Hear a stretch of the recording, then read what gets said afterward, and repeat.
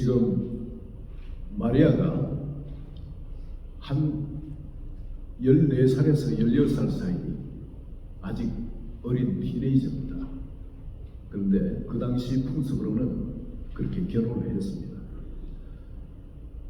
지금 아직 철이 없지만 처음에는 예수 그리스도를 잉태하는 그런 축복을 받고는 도무지 그 매일매일의 삶을 그냥 지나갈 수 없었어요. 얼마나 기쁜 시월이겠습니까? 특히나 예수 그리스도를 잉태하고 막바로 달려간 곳이 누구냐면 사가랴와 엘리사벳 집입니다. 친척 집이죠. 근데 그곳에 가서 석 달을 머물렀습니다. 그 사가랴는 말씀에 대해서 정통한 제사장입니다. 그 역시 하나님의 말씀을 믿지 않았다가 벙어리가 되어 나와가지고 지금 집에 있지만, 그리고 지금 마리아가 하나님의 말씀을 혹시라도 불신앙하게 되면은 어떤 일이 일어날지 알 수가 없는 거예요. 그 두려운 부분, 하나님을 경외해야 될 그 부분에 대해서 석 달간 머물면서 서판을 달라해서 아마 열심히 가르쳤을 겁니다. 하나님을 어떻게 섬겨야 할지, 또 나에게만 이 메시아 어떻게 앞으로 섬겨나가야 될지 말씀에 대해서 철저히 어린 마리아를 가르쳤을 겁니다. 그리고 호적하고 올라갈 그 시점에 대해서도 세상 물정을 알지 잘 모르니까 가면은 뭐 여관이 그냥 쉽게 잡을 수 있고, 그리고 아기도 잘 출산할 줄 알았을 겁니다. 그런데 여관방에 가보니까 자리가 없어요. 요셉도 마찬가지. 아직 젊은 나이니까, 20도 안 된 젊은 나이니까 어떻게 미리 여관방을 잡아놓고 해야 될 그런 주변머리도 없었던 것입니다. 아마 어느 한 군데가 아니라 여관 다 들어갔겠죠. 그런데 자리를 잡을 수 없었습니다. A가 태어난데도 여러분 여관방 안에 따뜻하게 무슨 담요라도 있고 그러면은 그걸로 할 줄 아는데 그런 것도 준비를 못했습니다. 그냥 옷으로 아기를 감쌌다는 겁니다. 그 추울 때 어머니 되는 마리아가 아기를 놓기 위해 가지고 마구간에 들어가서 거기서 자는데 얼마나 서글했겠습니까? 신혼의 담금 갖고 하나님 주신 그 비전을 갖고 그렇게 생각할 때는 매 순간순간이 꿈속을 걷는 것 같겠죠. 얼마나 행복했겠습니까? 그러나 막상 요셉 남편하고 길을 나서가지고 현실에 부딪히니까, 집을 떠나가 현실에 부딪히니까 남편을 전혀 의지한 대상이 아니더라고요. 아니, 아내를 좀 보호하고 그리고 아기를 놓을 때 그런 환경을 만들어 줘야 될 거 아니겠습니까? 전혀 방을 얻을 수가 없습니다. 아니, 그 만삭이 돼가지고 출산을 앞둔 그 아내를, 그 아내의 모습을 보면 누구라도 방을 내줄 만한데 그럼에도 불구하고 방을 얻을 주변머리가 없었다는 겁니다. 그래서 마구간에, 여러분 도시 잘 모르는 이 마구간이 얼마나 험한 곳인지 모릅니다. 마구간은 소나 양들이 그 배설물을 그냥 막 퍼질러 놔가지고 엉망인 곳입니다. 무슨 말이니까 말 우양이 없는 것이 아니라, 또 그것은 겨울에 마구간은 청소를 하지 않고 계속 그냥 오물을 그곳에 놔두고 봄이 되면 그걸 치워냅니다. 그 전까지는 그 겨울에는 계속 그 오물이 그곳에 쌓이니까 얼마나 냄새가 지독하게 나는지 모릅니다. 그런데 그곳에 자리를 할 수밖에 없었어요. 그나마 그곳은 너무 냄새가 나고 지독하니까 아무도 자리를 하지 않으니까 그곳에 들어가서 있었겠죠. 아기를 낳으려고 그곳에서 산통을 겪는 이 마리아의 마음이 어떻겠습니까? 얼마나 마음이 그냥 지옥 같겠습니까? 정말 내가 받은 이 비전이 정말 맞는 것일까? 정말 하나님께 내가 받은 이 비전이 맞다면 왕궁에서 자기를 모시고 가고 하는 어떤 그런 걸 상상했을지 모릅니다. 그런데 현실은 바닥 중에 바닥이죠. 끝까지 뭔가 하나님의 도움에 손길, 또 사람이라도 알아보고 뭔가 그 천사가 나타나서 인도하든지 천사가 사람들 시키다라도 방을 하나 마련해 줄 수도 있는데 완전히 한 겨울에 어디 그 할 곳은 위안감밖에 없었습니다. 전혀 도움의 손길이 어디도 없었어요. 천사가 나타나지도 않아요. 그럴 때 여러분 마음속이 내가 받은 비전이 뭔가 이루어지지 않고 거꾸로 막 내려갈 때 그때는 심령이 정말 지옥 같습니다. 그리고 신앙이 오랫동안 견고하게 다져진 사람도 이럴 때는 마음에 회의가 생기고 의심이 생길 수 있는데 아직 어린 마리아의 마음이 얼마나 그냥 갈등을 하고 회의에 사로잡혔겠어요. 근데 하나님 왜 그 마우간으로 데려가셔가지고 전혀 도움의 손길이 없듯이 그렇게 하셨겠어요. 이 마우간에 태어나게 하는 딴 게 아니라 바로 우리 마음이 마구간 같은 그런 더러운 존재이기 때문에 그렇습니다. 예레미야 17장 9절 10절에 예레미야 선지자는 이렇게 말합니다. 만물보다 심히 부패하고 거짓된 것이 사람의 마음입니다. 이를 누가 알리려면 여호와께서는 우리의 폐부를 시험하고 심장을 살피십니다. 만물보다 심히 부패하고 거짓된 것이 우리 사람 마음이라. 주님이 오시는 곳이 마구간에 오시기만 해도 마구간은 그보다 우리 마음보다는 깨끗한 것입니다. 우리 마음이 더 더럽다는 겁니다. 그런데 주님이 우리 마음에 오신다는 것을 제대로 보여줄 수 있는 곳이 마구간인 겁니다. 그리고 여러분 그 타이밍 자체가 그냥이 아니라 하나님의 완벽한 타이밍입니다. 하나님께서는 그걸 기록하도록 후대에 나오는 우리도 정말 예수님이 이 세상에 오셔서 사람의 몸을 입고 하나님이 이 땅에 오셔서 그걸 우리가 어떻게 믿어? 그 못 믿는 우리들 위해 가지고 바로 그 당시 로마 황제 아우구스토를 명해 가지고 호적을 하도록. 그래서 이 요셉도 호적하고 거기서 올라가서 예수 그리스도의 나심이 기록될 수 있도록 그렇게 한 겁니다. 그래서 정확히 그때부터 AD와 BC가 갈라지게 되고, 여러분 한 시골에서 아무리 주목도 받지 않고 마구간에서 태어난 아이, 교육받은 것도 없고 집안도 없고 아무것도 뭔가 좀 흠모할 만한 그런 것도 없는 그런 아이가 하나 태어났는데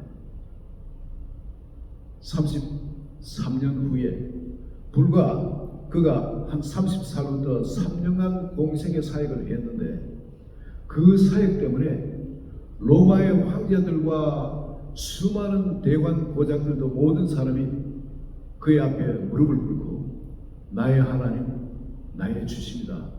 이렇게 그분을 하나님으로 모시는 것. 이게 여러분 우연히 되는 일이겠습니다. 세상에 어느 누구도 내가 하나님이라고 이야기하시는 사람은 없습니다. 내가 죽고 다시 부활하겠다고 이야기하고 죽고 부활하는 분은 아무도 없습니다.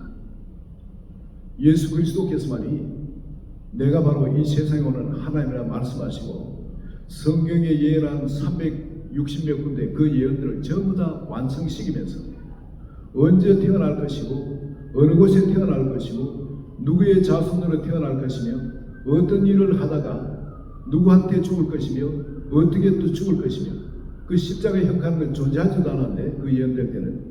근데 그 이후에 정말 십자가 형이라는 게 존재해서 그 십자가 형으로 죽고 그리고 또 3일 만에 부활할 것에 대해서 예언에는 그대로 모든 걸 다 완성시키시면서 정말 이 땅에 오신 하나님, 우리를 구원하시기 위해서 그 길을 가르쳐 주시기 위해서 오신 그 하나님, 그걸 자기 삶으로 증거해 주시고 오늘 이 자리에 아직 예수를 믿지 않는 분도 계실 줄 믿습니다.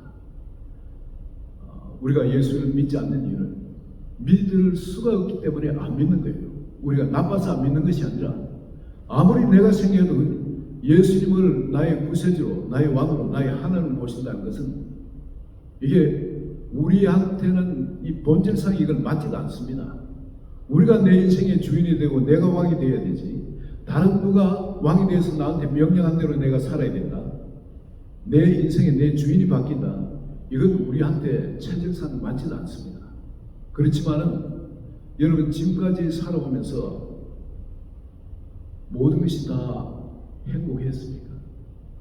앞으로 살면서 그대로 지금까지 행복이 그대로 유지되리라 이런 믿습니까?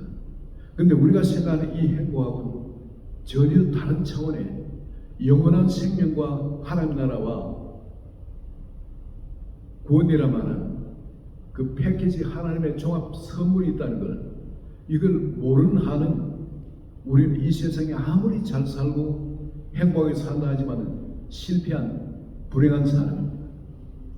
주님께서 우리에게 주신 이 마음은 우리가 주인 돼 가지고 살아갈 때 그때 가질 수 있는 최상의 행복보다도 오직 복음 하나만으로, 예수님 한 분만으로 우리는 이 세상에 정말 기뻐하고 행복하면서 하나님의 도움 가운데 살아갈 수 있고 영원한 내세가 있기 때문에 그렇습니다. 여러분, 우리가 태어나서 죽으면 끝이라 하는 사람들, 그리고 내가 뭐 나쁜 짓 하나 했으니까 하나님 나를 뭐 지옥에 보내겠나, 뭐 천당에 있다면 나를 천당에 보내겠지, 이런 이야기하는 사람도 전부 다 내 생각으로 지금 살아가는 겁니다.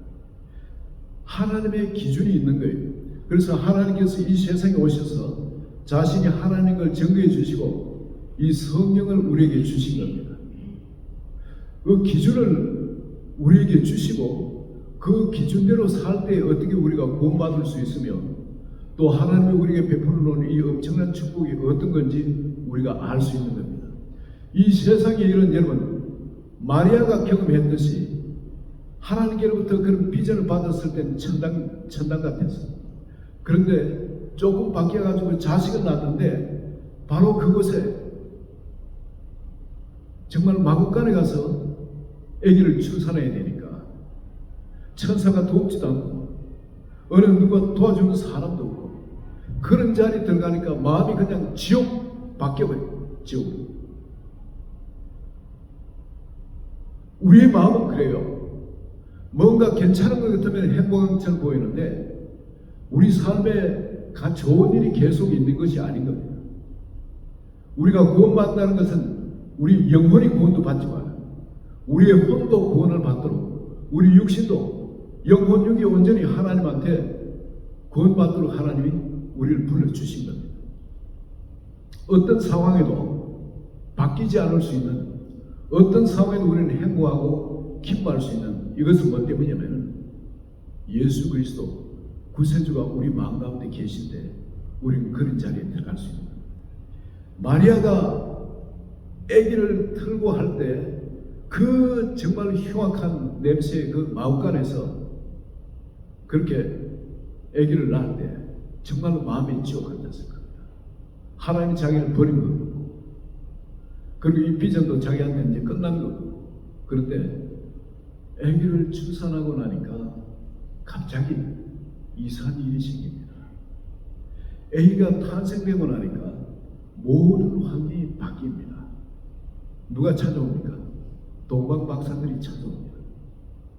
엄청난 예물을 들고 찾아와서 경배를 합니다.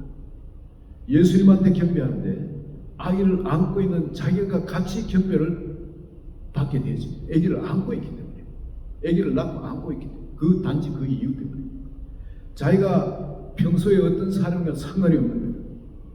갑자기 천국이 그곳에 임해버린 겁니다. 마리아의 마음이 조금 전까지는 지옥 같은데 아기 예수를 낳고 나니까 바로 하나님의 임재의 상징으로 별이 그곳에 있고요. 자기들이 있는 그곳에 별이 그곳에 와 있고, 그리고 동방박사가 그곳에 와서 자기한테 경배를 하면서 황금과 유황과 또 하나, 사람이 죽을 때 모략 그 예물을 올려드립니다. 이게 여러분, 황금은 왕한테 드리는 예물이죠. 유향은 하나님께 향을 피워 올릴 때 드리는 바로 그런 예물이고, 모략은 아마 마리아가 이해하지 못했을 겁니다. 그러나 성령을 이루기 위해서 십자가의 죽으심을 상징하는 거죠. 그러나 이 세 가지 다가 하나하나 엄청난 돈이 되는, 돈으로 거래되는 귀한 물건들이었습니다. 그리고 바로 이 땅에 태어나시는 하나님, 하나님을 찾아서 동방에서 가장 그런 현자들이 그렇게 찾아와서 예배를 드릴 때 마리아의 마음이 그냥 순간에 지옥에서도 천국으로 바뀌거든요.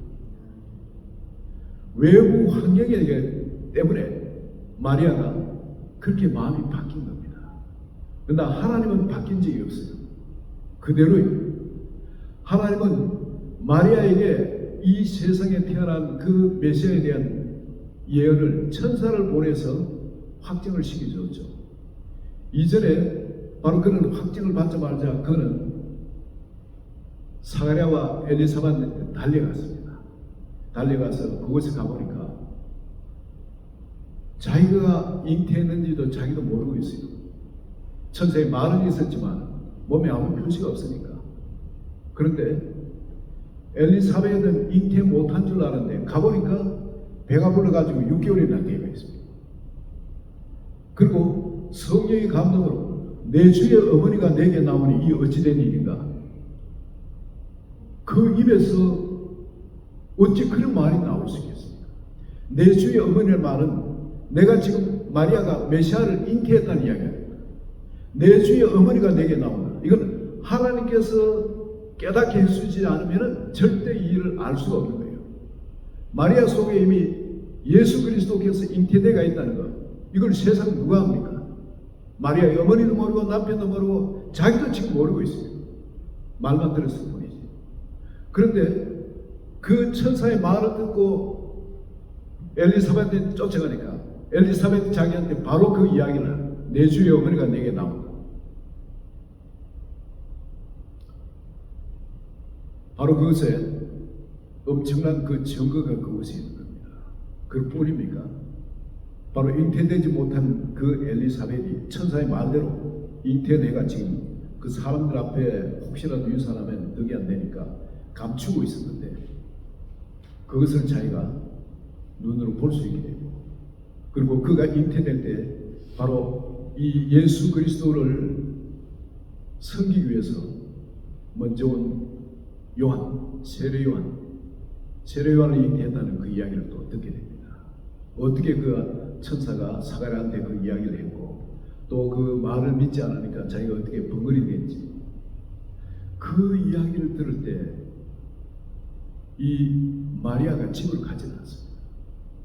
그곳에 머물러 가지고 어떻게 하면 이 나에게 태어난 이 메시아가 잘 정말 그 사역을 할 때까지, 세상에 내보낼 때까지 내가 그를 섬길 수 있는지, 그걸 사가랴한테 배우기 위해서, 엘리사벳한테 그 제사장 집안에서 배우기 위해서 집에 가지 않고 그 집에 성당에 머물러 간 배우.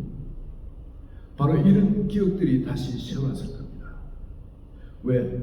이 동방박사들이 와서 자기한테 경배할 때 이 모든 것이 다시 살아납니다. 그 믿음이 다시 살아나게 됩니다.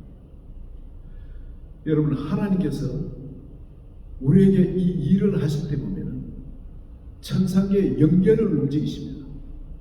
천사를 동원해서 마리아에게 확증을 시켜주시죠. 그뿐만이 아니라 하나님은 또 사람들을 또 움직이시지 않습니다. 이 베들레헴에서 아기가 태어난다는 것을 이 동방박사들도 몰랐어요.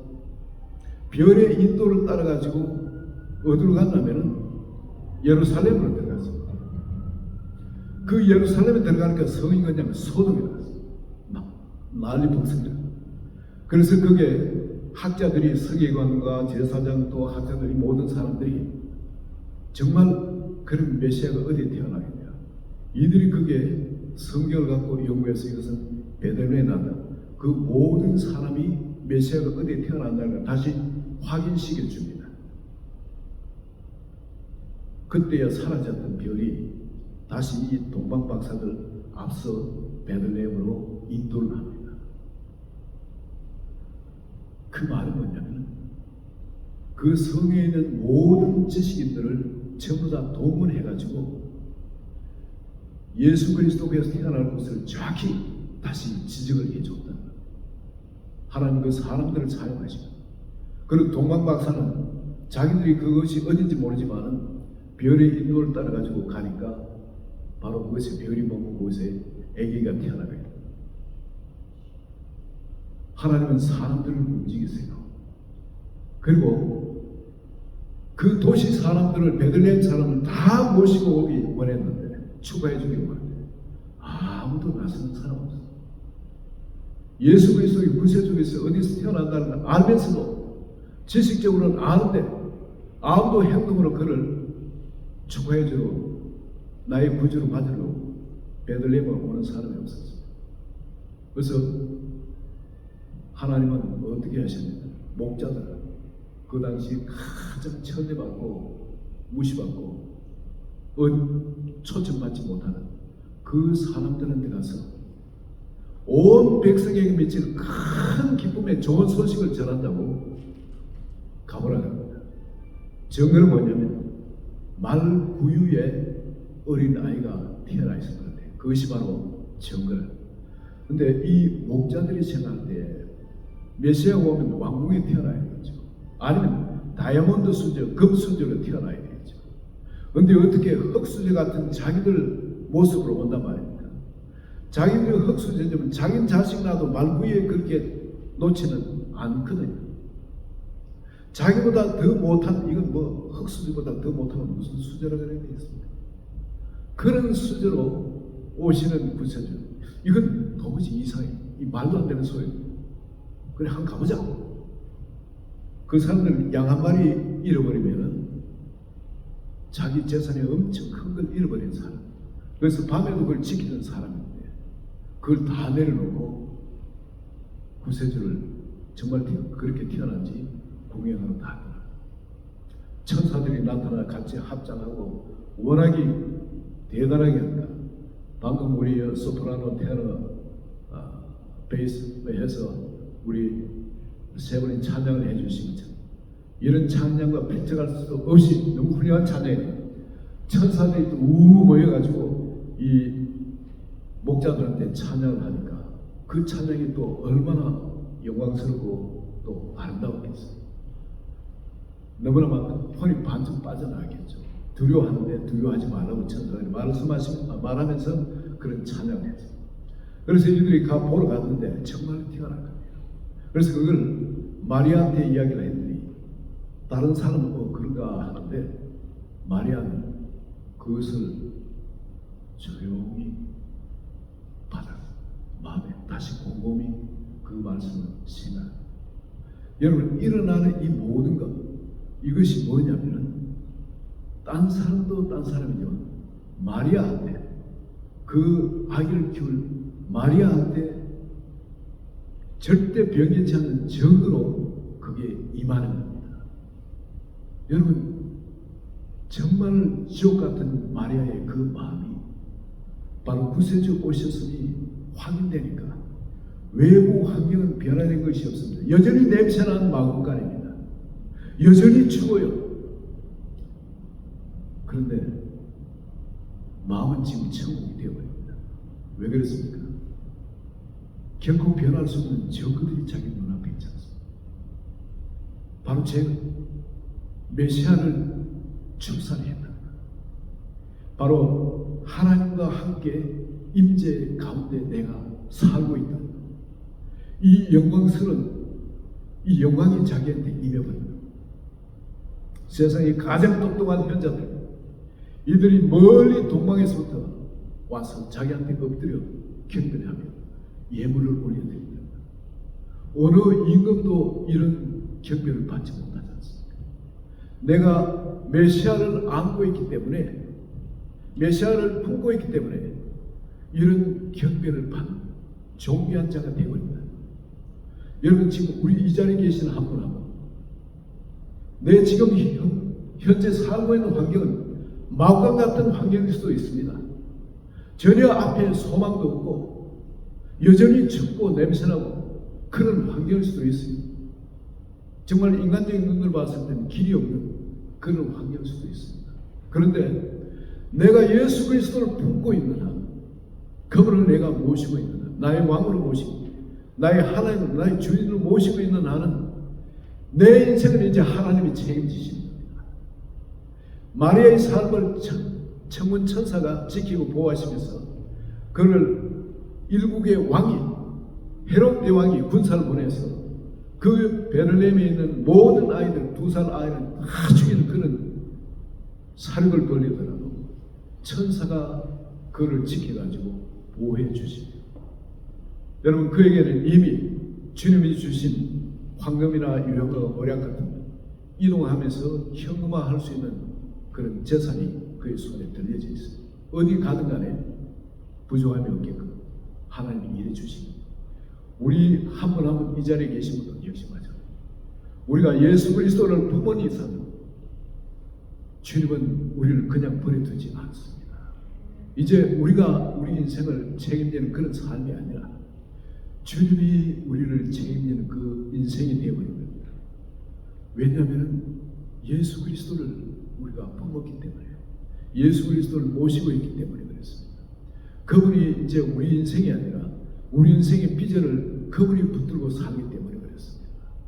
내가 사는 인생이 아니라 그분이 내 인생을 설계하시고 내 삶을 주원에 끌고 가는 그런 새로운 삶이 되어버렸기 때문에 그렇습니다.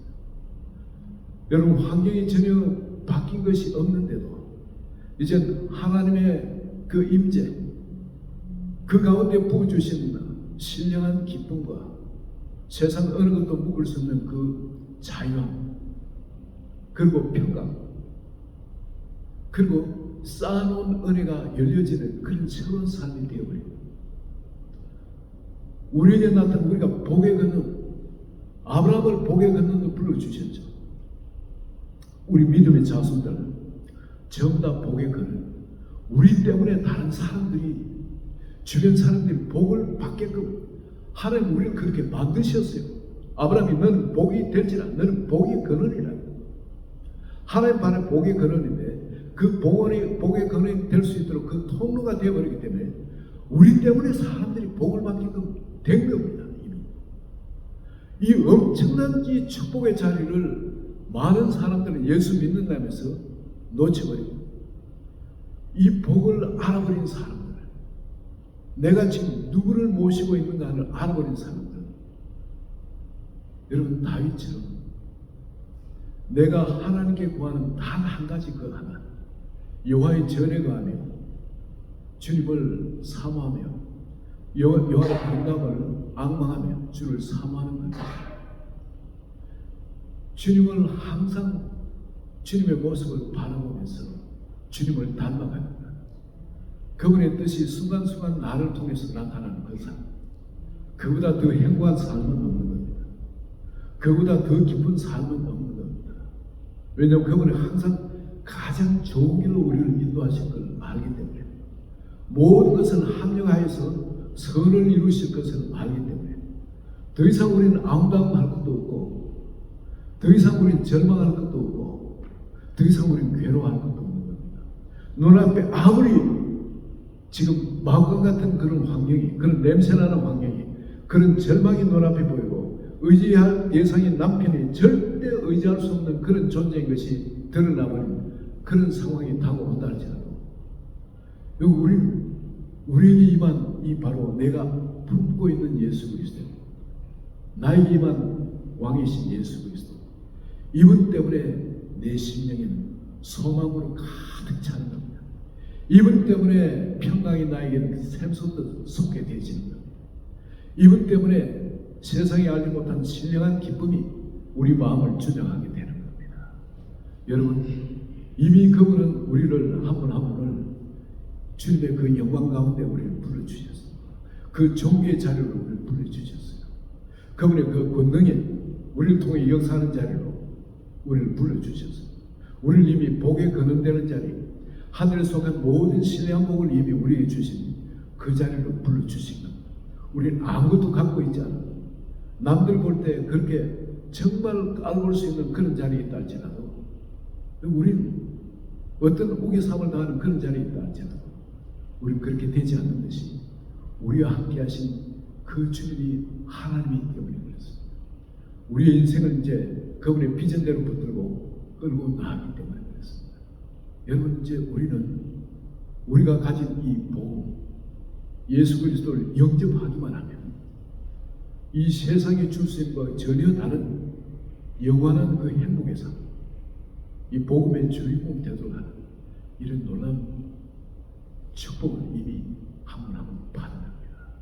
이제 우리가 살아갈 때 어떻게든 우리를 통해 이 복음이 나타나고 이 복음의 영광이 나타날 수 있도록 우리 자신을 항상 산재물로 주님께 드리고 주님이 우리를 통해 나타나는 그런 삶을 살아가는 한 분 한 분 되시기를 예수 그리스도 이름으로 축원드립니다.